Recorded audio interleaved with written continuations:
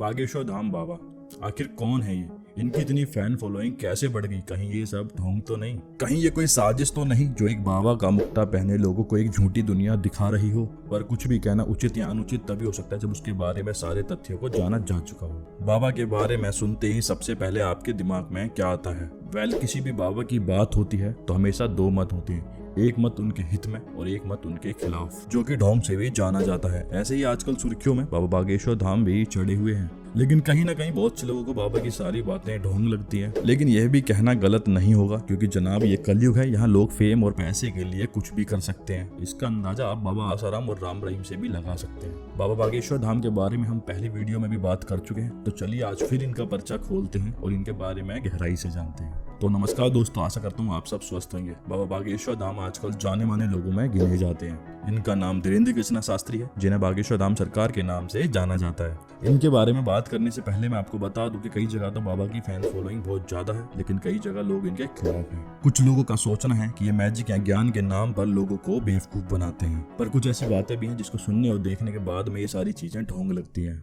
बाबा का भीड़ में से किसी एक आदमी को उठाना और उसे पास बुलाकर उसका पर्चा दिखाना ही सबसे ज्यादा क्राउड को अपनी ओर आकर्षित करता है। लेकिन इसमें कहीं ना कहीं बहुत सी चीजें लोगों को फेक लगती। लोगों का कहना है कि ये सारी चीजें एक प्री प्लान्ड फिल्म है जो लोगों को बाद में दिखाई जाती है, जिसे बाबा लोगों को दिखाकर बेवकूफ बनाते हैं। जैसा अभी एक किस्सा सामने आया जिसमें बाबा ने भीड़ में से किसी एक आदमी को बुला के उससे कुछ कहते हैं, जिसके बाद वो आदमी कूदने और अजीब तरह की नौटंकी करने लग जाता है और अगले दिन भी वह सेम आदमी को दोबारा भीड़ से बुलाते हैं और सेम हरकतें दोहराई जाती हैं। अब इसे देखकर कहीं ना कहीं ये चीजें लोगों को फेक लगती हैं। ऐसे ही अभी एक खबर आई जो कि बाबा ने खुद बताई कि एक IAS ऑफिसर ने उनसे पूछा कि वो ये सब कैसे कर लेते हैं, जिसमें बाबा ने उन्हें जवाब दिया कि आप खुद ही पता कर लो हम कैसे करते हैं सब चीजें। जिससे कहीं ना कहीं लोगों के अब ये मन में बात आने लगी है कि बाबा जवाब को ना बता के अपनी बातों को मैनिपुलेट करते हैं और हंसी में टाल देते हैं, जिससे वो क्वेश्चन वहीं रुक जाता है। लेकिन कई बार बाबा ऐसी काफी सारी चीजें कर देते हैं जिससे उन पर विश्वास काफी बढ़ जाता है, क्योंकि इस ब्रह्मांड में स्पिरिचुअल ज्ञान काफी ज्यादा अहम भूमिका निभाता है और इस स्पिरिचुअल ज्ञान ने साइंस जैसी प्रूवन चीजों को भी काफी पीछे छोड़ा हुआ है। तो कहीं ये वही स्पिरिचुअल ज्ञान तो नहीं? और अक्सर देखा जाता है कि ये सारी कलाएं करते करते एक्सपीरियंस की वजह से और भी बाखूबी आ जाता है। क्योंकि अगर देखा जाए तो इंडस्ट्री में सुहानी शाह का भी जलवा कम नहीं है, लेकिन उन पर कोई शक नहीं करता।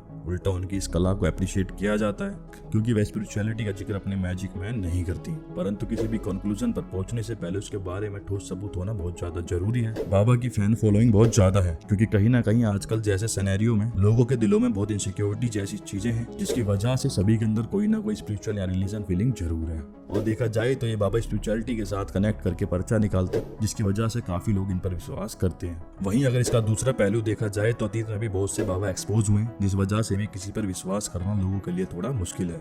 ये बाबा भागवत और रामायण जैसी कथाएं भी करते हैं, जिसकी वजह से भारी भीड़ इनसे मिलने आती है। अगर बात करें तो प्रतिदिन 10 लाख लोगों का जमावड़ा यहाँ पर इकट्ठा हो जाता है, जिसका एक नेगेटिव पॉइंट है, कई बार किलोमीटर तक रोड पर जाम लग जाते हैं। और एक बार तो खबर यह भी आई थी कि इनका पांडाल किसी हॉस्पिटल के सामने लगा, जिसमें भारी भीड़ की वजह से हॉस्पिटल वाले रोड पर कई किलोमीटर तक जाम लग गया। इतने लोगों के हित में होना कोई आम बात नहीं है। आजकल के टाइम पर हर किसी को रिजल्ट बहुत जल्दी चाहिए। बाबा का काम है पर्चा निकाल कर लोगों का भविष्य बताना, जिस वजह से लोग दूर दूर तक बाबा के पास में आते हैं ताकि अपना भविष्य जान सके, जिसकी वजह से बाबा और भी प्रचलित है। बाबा का मजाकिया और फनी स्वभाव लोगों को खूब लुभाता है। वह कथा या कोई भी बात को जिस लहजे से बोलते हैं, जो कि एक फनी एंगल दिखाता है, जिससे लोगों का इंटरेस्ट और भी कई गुना बढ़ जाता है।